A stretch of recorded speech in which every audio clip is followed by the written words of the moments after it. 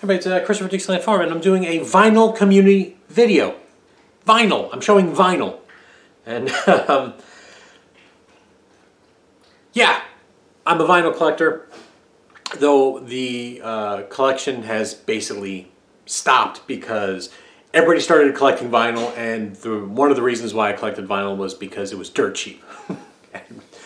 During the last recession in 2009, 2010, you can go to Goodwill, and for $1 you could buy a record. And then 20 and 30-year-olds started buying records, and now records are insanely priced. You could get a Billy Joel record for $40 that's not in playable condition at some places. People just say it's vinyl, now it's worth too much. But there was a nice golden period there where you can get stuff cheap, including reissues. And there were a couple of... Now, I am not like vinyl purist. It has to be on vinyl. It doesn't. Matter of fact, the way I'm leaning nowadays, it has to be digital, because otherwise I'm not going to get to listen to it. That's just the facts. That's where I am in my life. You know, when I retire, it'll be way different, I'm sure. But at the moment, I don't have access to my record player. You know, at night, if I've got time, I'm probably on the flight sim, so I'm not listening to just records. So I need to be able to have the music portable out while I'm doing stuff, at the gym, things like that. So, but there was a time when I was really collecting vinyl, and there were some records that I had to have on vinyl, even though I had a digital copy. I'm like, no, I must have the physical copy to satiate me. I Love Supreme. I mean, it's almost embarrassing to talk about Love Supreme. Just one of the greatest jazz albums of all time, and of course, you can't be in the VC without a copy of A Love Supreme. And 4 parts. An entire church was built based off this record, and that's a true story. My favorite jazz player, and I wouldn't have discovered him if it wasn't for the VC, is Ornette Coleman, and this is The Shape of Jazz to Come. So this is free jazz, but it's right below free jazz. It's not going to freak you out. So this is just a tremendous album. I love this album. He's got a plastic saxophone that kind of makes a squeaky noise. Adds to the charm. What an amazing record. But I mean, this is not new now, but it was kind of new then, was Animal Collective's Merriweather Post Pavilion. And if you stare at the cover, it should start moving on you. This is just an incredible electronic world music almost. Even Marissa likes it, but I mean, it's dense. It's got a lot of noise. They love noise. So it's got a lot of stuff going on. And I said to myself, I need to have the vinyl version of this, which is it's not true at all. The vinyl version does nothing. The real reason is because I wanted the trick cover. But as I found out, the CD seems to work better. So it's got inserts, but I mean, you've got to. It's hard to read. The CD, because it's smaller, seems to work better at doing the motion when you stare at the cover. I mean, it's doing it right now for me, but like if I really stare at it, it's moving, but it's not moving like the CD moves. So you live and learn. But I kept on saying this is my favorite band album, and I really need it. I really need to have a copy of it. And I don't know why I really needed it. But I finally did track it down at Me and Mr. Mayo's record store, Music from Big Pink. Everyone prefers the second album. This is the better album to me. This is a beat-up copy. And I guess it's because of the insert. I think the CD didn't really have the insert done very well. So, is this on a rainbow? Yeah, so it's fairly close to an original press, or early press at least, on rainbow. And I needed to have the band Music from Big Pink. Tears of Rage is still one of the most heartbreaking, beautiful songs. The way it's sung. I had this album on CD for years, and I said, yeah, I should have bought that when I was younger, in the 90s, when I was in my 20s. because I used to see this album all the time, and then I stopped seeing it. And it's Bee Gees' Odessa. Now, the CD is great, but the vinyl's got the flocked, that's what you call that, flocked cover with the gold in print. And also it's got this amazing gatefold picture. This is a pop psych masterpiece. Real heavy vinyl on this. A tremendous album by the Bee Gees. I was going to get this album and someone sent it to me as VCLT, and it's John Cale's Paris 1919. I would never see I saw it once or twice in a bin in New York City, and it was expensive for me. It was like $40. $40 in the 90s, so I mean it's expensive for one record. But the CD was expensive, I remember, because it was a Warner Archives. I think it was 20 or 25 bucks for me to even get the CD. But this is on Four Men with Beards. Four Men with Beards has a bad reputation. This sounds perfectly fine. And it's a great album. Little Feat's backing them up. This is the place to jump into John Cale. Just one of the most perfect albums. Right, it's Little Feat? Yeah, I think it's Little Feat. Or it was the joke that he made a Little Feat album. I don't know. Paris 1919. I got a download of this album.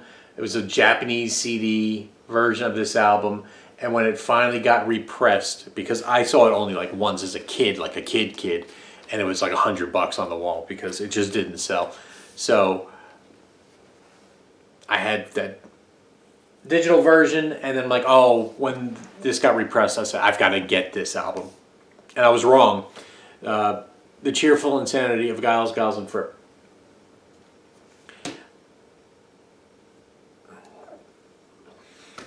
Kind of, it's not a concept album, but the songs of side 1 get all linked together, and the songs in side 2 kind of get linked together. And this is right before they started King Crimson, and then gone. It was just Fripp left.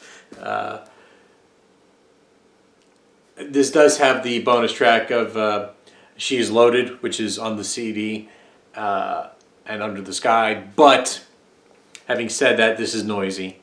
So kind of a shame. This is on Cherry Red, which normally has good quality, but this, yeah, noisy. 180 gram vinyl, if that means anything to you, I don't know. I did forget one album. Let me grab that real quick. Oh yeah, it's up here. I know. I'm getting to you. Don't worry. So when this was released, I'm like, oh, I've got to get this. And the good thing I did, because this, even the this reissue of Jellyfish's Spilt Milk, I think goes for like $100 now. So this was the end of the band. Jellyfish was had kind of a hit off their first album. This did not. This sunk the record label. I think the album cost $500,000 to make or something close to it. This sounds like I mean, they just leaned on Supertramp a lot. So Supertramp plus Queen, 90s lost gem. This album is so good, so catchy, hooks all over the place.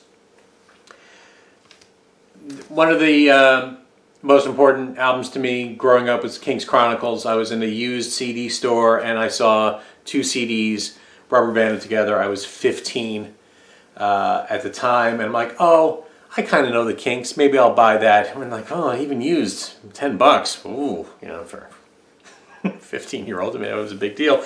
I bought it. So the album meant so much to me that I had to get the King's Chronicles on vinyl. And there's no real reason to, other than even still, that print is real small. So great write-up here by John Mendelsohn, who, you know, basically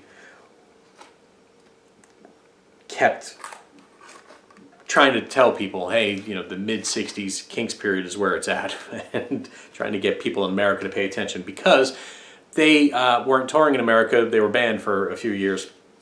So nobody on this side knew them, and then it was too late. So everyone knows Village Green Preservation Society. Same thing when this got reissued. I think it originally sold like 20,000 copies. So it's a good reissue.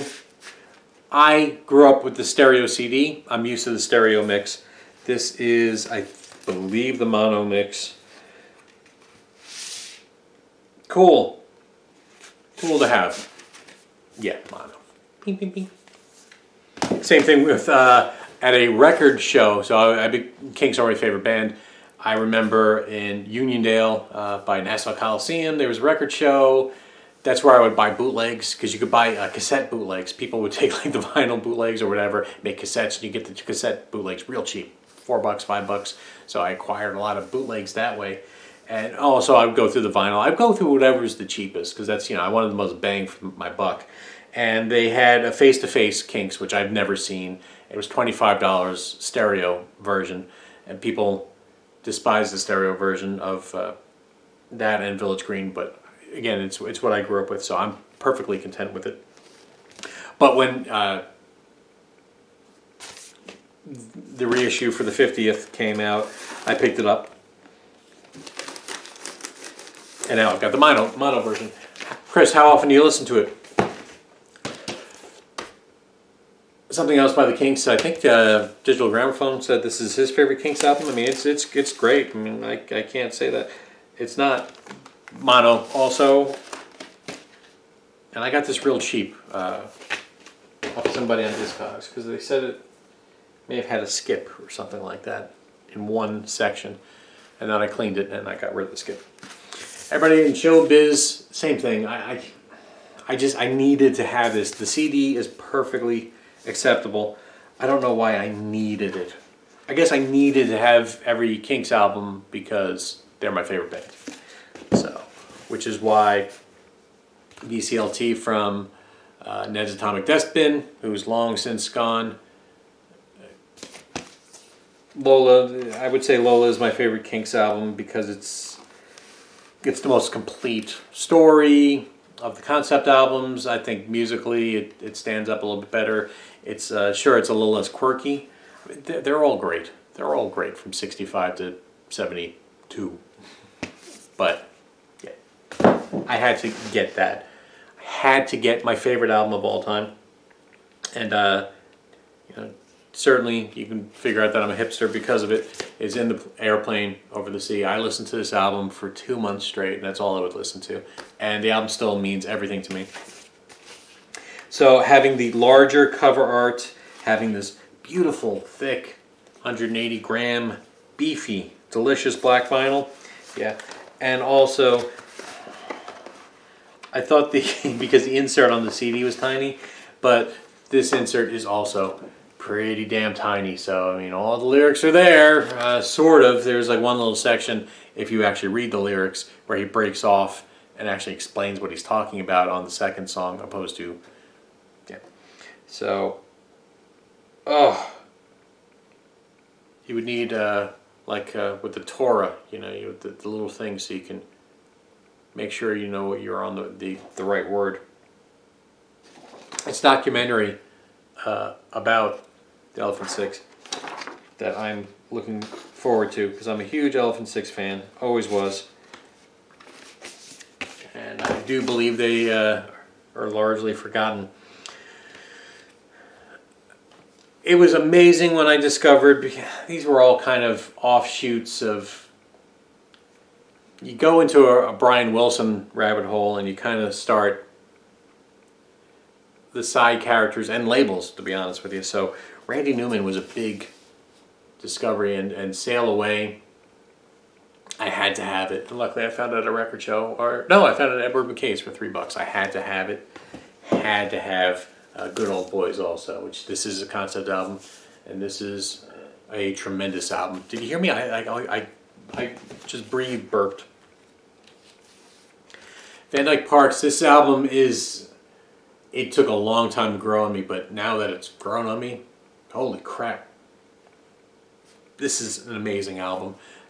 But I mean, it's a hipster album. It's a Brian Wilson devotee album. I mean, most people when they hear this, 5 times, they still will say it's not good, but it's great. And Van Dyke Parks, besides writing "Smile," I assumed a lot of you watching this know that the lyrics to the Smile Project. He also produced like Harper's Bazaar and the Association, or no, it was just Harper's Bazaar, I think. But he was kind of a Warner Brothers staff guy. Had to have Discover America. I remember being able to buy this in the 90s. It was always around, but I had the CD because we bought CDs back then. And I probably should have picked up the vinyl. I don't know why. It's because I really needed it. I needed to have it, but also, same thing. You got this really cool insert that looks like a newspaper. And that's probably the reason. Cool. This is a Sunday's reissue, 180 gram vinyl. Sounds fantastic. I still play this album several times a year. It's a calypso music, by the way. It's calypso music done by Van Dyke Parks. But such a good record. Peter, L. Peter, 1975, right? He's long since gone too. He's gone off social media. He had sent me one of this record that I said that I needed to have because this is my favorite Tom Petty record, Long After Dark. Everyone goes for Damned Torpedoes, but I think this is the masterpiece, and I needed to have. I had the budget, nice price CD, whatever it was called, compact disc, compact price, right? So it didn't have any artwork, but there is no real artwork. I mean, it's just the picture, and it's funny. So this is on. It's got the lyrics there. But interestingly, those cheap CDs, which were $10 at the time, are sought after because Steve Hoffman did those. So they were basically flat transfers before the remasters. Those cheap CDs now are worth like $50, $100, and I've got like loads of them.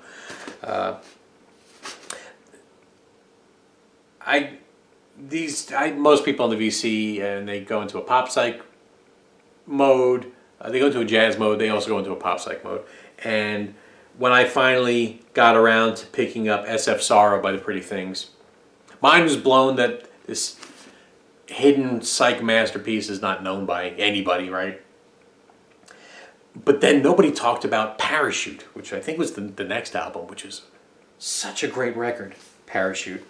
And I love Parachute more than SF Sorrow. SF Sorrow is still great, but I knew I couldn't afford originals, and I didn't want represses, because represses a lot of times are just CDs on record, right? So Rare Earth, Motown had this comp here of it's called Real Pretty, which are the two albums. So this is closer to the original master tapes, right? And nobody wanted this comp, so I got both of those albums knocked out. It was real easy to find. I think it was $10, $15 on Discogs. A cutout. He got produced by Norman Smith here. If anybody knows Pink Floyd knows Norman Smith. Also the Beatles, right? So 2-for-1, great 2-for-1 pickup. Had to have Lou Reed Berlin. In that same record store where I picked up the King's Chronicles, there was a copy of Berlin, and I picked that up. This is such a depressing album. People hated it. Produced by Bob Ezrin, who besides producing Kiss, also produced The Wall. And this has a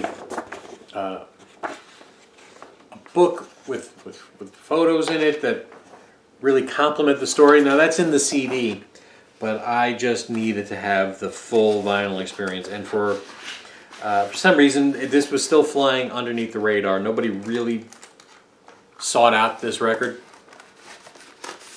And it's on Dynaflex, so you know it's an original. I picked it up for $10 or something like that on Discogs, and it was a great pickup. Had to have it. Had to have OK Computer. OK Computer doesn't work on vinyl. It works on a CD. It's a single, one long experience. But the nice thing is the artwork, I mean, is just amazing. It's an amazing package. So to honor an album that meant a lot to me, OK Computer, I wanted to have the vinyl version. Such a record. Had to get Ogden's Nut Gun Flake. So I originally had, it was like a Sony Special Products CD, and the mix was a little wonky on the CD. So I didn't know if that's just the way it is because of the age of the tapes, but APCO released Ogden's Nut Gun Flake. Now, you're never going to find an original, but this APCO 1974 release still has the record in its punch out, you know, and I'm not going to open it up because it's going to rip. I mean, everyone who shows this says the exact same thing. You have to put it basically on the ground. But it has the tobacco tin.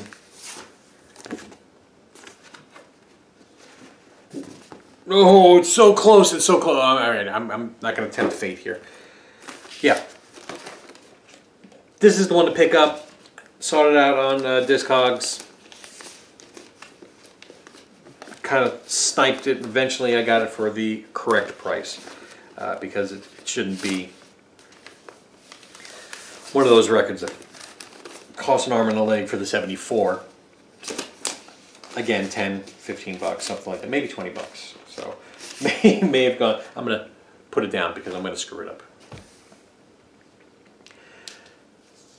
Had to get Kimono My House. I don't know why I needed to have Kimono My House on vinyl. I guess because I had like the trilogy of Island albums. I had Propaganda, and so I needed the cover. I guess I remember growing up and seeing this cover on the walls of Titus Oak's record store. And I thought, I need to have the thing I remember seeing and just not knowing what it was. Mikey C. Lemon's long since gone. I told him my favorite Sparks album was Indiscreet. And so he sent this to me. What a lovely guy. And of course it's laminated because it's UK issue. Got the nice cutouts on the UK issue. Indiscreet is my favorite early Sparks album. When I moved here to the farm, one of the albums of a musician friend, I mean, acquaintance, not even, that I knew, he kept on talking about how great Sparks' Little Beethoven was. So I had the CD. The CD, of course, is perfectly fine. It was recorded all digitally. There was no artwork, but for some reason, I just said when this release came out, I needed to own the vinyl version just so I could have another beautiful copy of this groundbreaking album. Sparks has reintroduced themselves several times over, and this was another renaissance for them. And really, I mean, they were always a cult band, but becoming the most cult band was probably this release, you know, after reinventing themselves, disappearing, and then coming back. I think this was Robbie Ilovox. I won a contest and I got, or no, it was Dr. Deadwax? Oh geez, I'm sorry, whoever it was sent this as VCLT, knew that I wanted to see the Bright Lights Tonight, and the reason was this wasn't available like at all, so I got it from some weird Russian site, really. And my copy had glitches in it, so I wanted something that didn't have digital glitches in it. And this is known as just one of the greatest albums of all time, and it is. And re-release, obviously. Got a nice insert. It's not a paper sleeve, it's an insert. This is a depressing album, if you remember. Marissa listened to the song and she said, "What's wrong with this guy?" For the song that he wrote for his newborn. And it is. I mean, it's toss-up between, I could have pulled that Legion Leaf, which I needed to have from Fairport Convention, but so, Richard Thompson,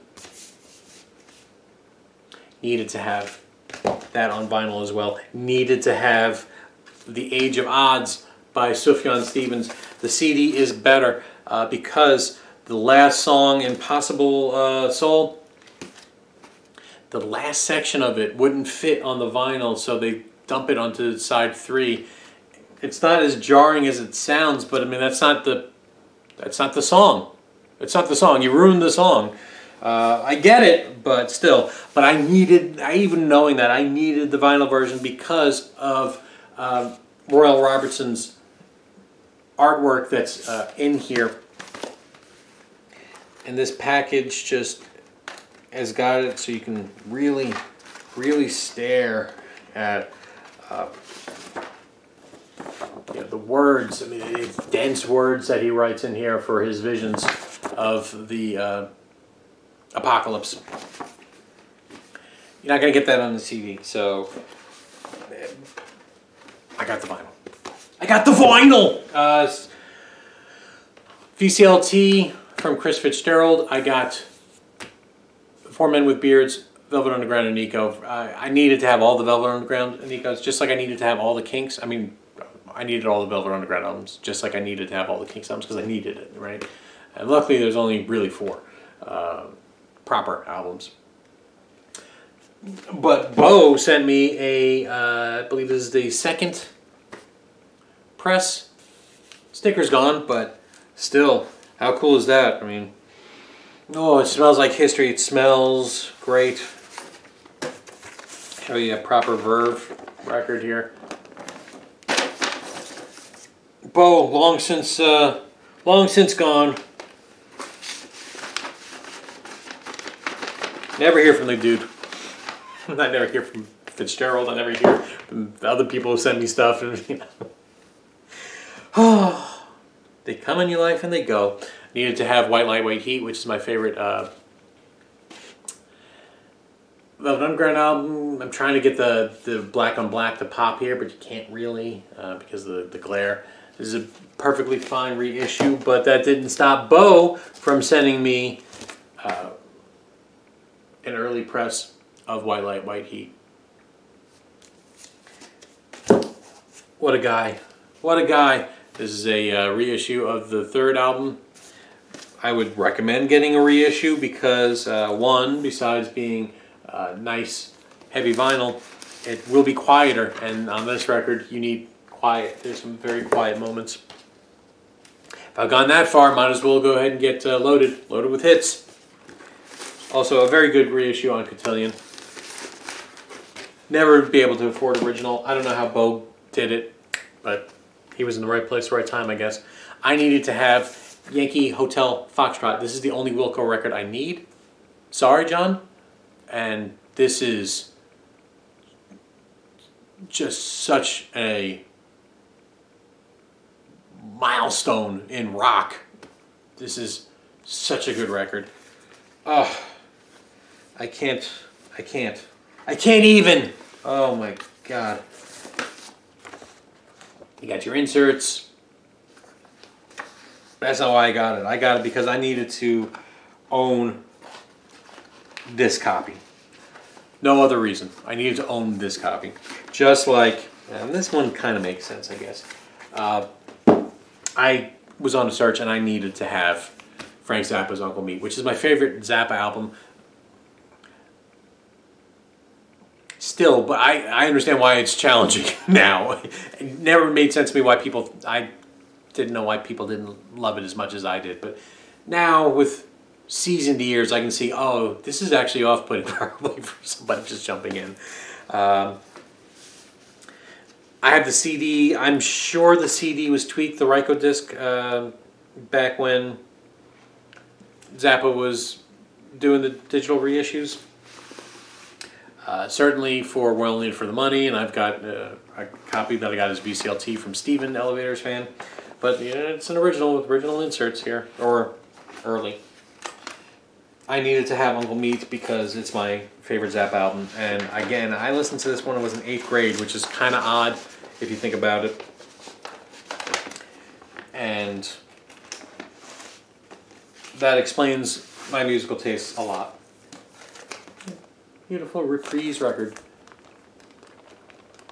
Feels a little thin, so it might be. Alright, if you got 2 colors, that should be early, if not original.